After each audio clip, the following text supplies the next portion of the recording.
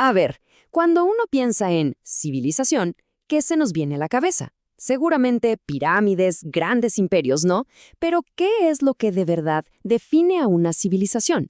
¿Será que se trata solo de monumentos gigantes y reyes?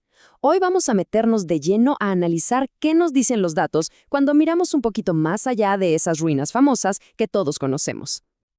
Bueno, miren, este va a ser nuestro recorrido.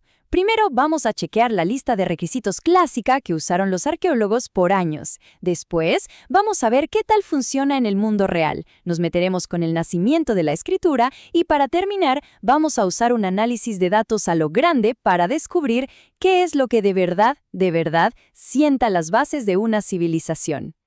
Muy bien, entremos en materia. Para arrancar, es clave entender cómo los expertos intentaron, por mucho tiempo, ponerle una etiqueta a las sociedades y decir, esta sí, esta no. Esta es la pregunta del millón, ¿no? ¿Qué hace que una sociedad pase a ser una civilización? Bueno, por décadas, los arqueólogos se apoyaron en una especie de, como una lista de supermercado, para decidir si una cultura antigua ya había llegado a ese nivel. Y aquí la tienen. Esta es la famosa lista. La propuso un arqueólogo llamado Bear Goren Child, y sus 10 puntos se volvieron el modelo a seguir. O sea, cubre de todo, que si centros urbanos, que si edificios enormes, escritura, una clase social que manda. Básicamente es la foto perfecta de lo que casi todo el mundo se imagina cuando oye la palabra civilización. A ver, una lista en un papel está muy bien, pero ¿cómo se ve esto en la vida real? Vamos a un caso de estudio bien concreto para poner a prueba estos criterios. Les presento a Uruk, en lo que hoy es Irak. Imagínense, hace más de 5.000 años, aquí nació una de las primerísimas ciudades del mundo. Y su joya de la corona fue el Zigurat de Anu, una plataforma bestial de ladrillos de barro con el templo blanco en la cima. Claramente, esto marca la casilla de edificios públicos monumentales, y con creces. Pero ojo, lo realmente impresionante aquí es la escala. 1.500 personas trabajando 10 horas al día por 5 años. Es una locura. Piénsenlo un segundo. Esto no solo grita «sabemos construir», sino que implica una organización social súper compleja. Necesitas especialistas, necesitas jefes, necesitas una jerarquía que mueva todo ese proyecto. O sea, con este único dato ya tachamos varias casillas de la lista de Child. Claro, una ciudad como Uruk, que crece y se vuelve tan compleja, se topa con un nuevo problema. O más bien, una nueva necesidad. ¿Cómo llevamos la cuenta de todo? Y eso nos lleva a otro de los grandes hitos. Y así, señoras y señores, nació la escritura cuneiforme.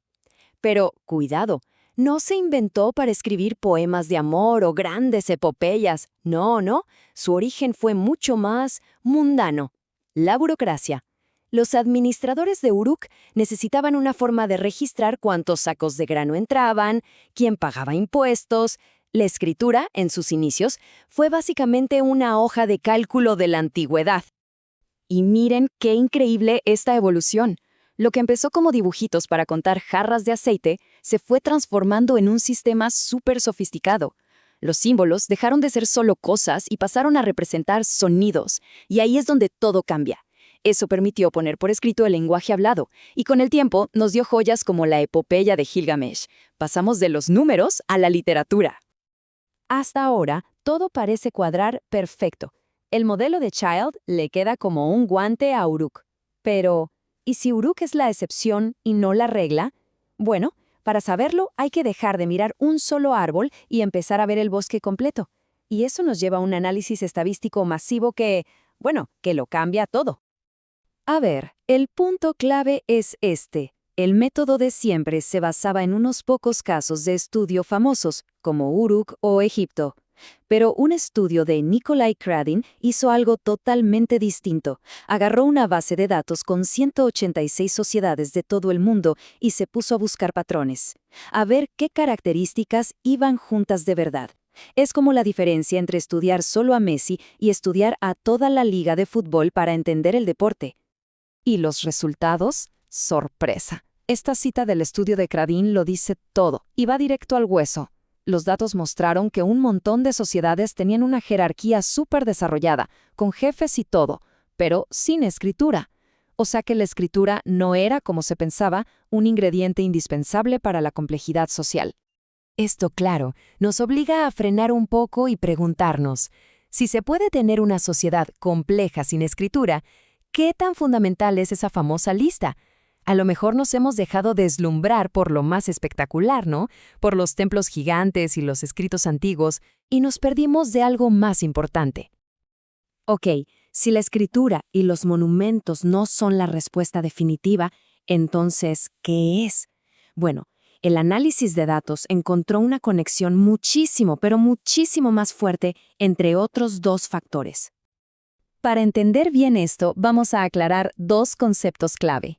Integración política suena complicado, pero es simple. Se refiere a cuántos niveles de jefes hay por encima de la gente común.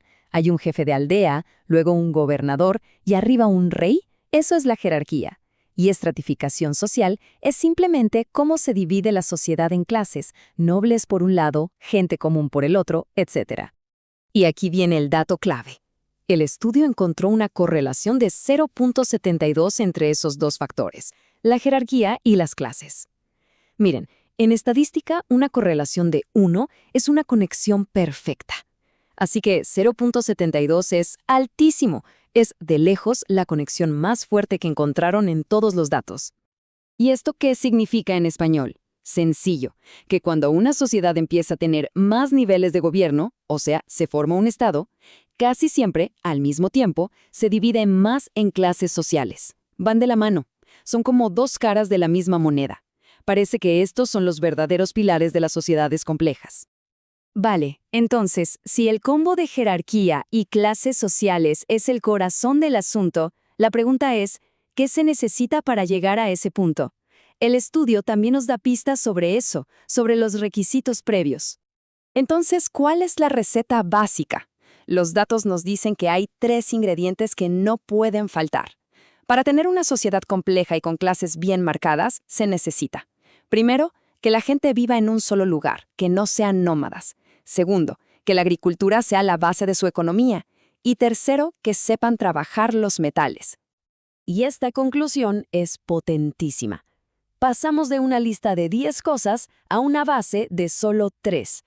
Esto significa que, si un grupo de arqueólogos está excavando un sitio y no encuentra pruebas de que la gente vivía ahí de forma permanente, que cultivaba y que trabajaba metales, es casi seguro que no están frente a una sociedad con clases complejas. No importa qué otras maravillas encuentren. Y todo esto nos deja con una idea final, que es casi una paradoja que sale del estudio. El análisis sugiere que es posible tener una cultura súper desarrollada, con clases sociales, con arte, con mucha complejidad, pero sin un Estado formal como los que imaginamos. Piénsenlo, una civilización sin Estado. Esta idea desafía todo lo que creíamos saber y nos obliga a pensar en todos los caminos distintos que la historia de la humanidad pudo haber tomado. Ahí se los dejo.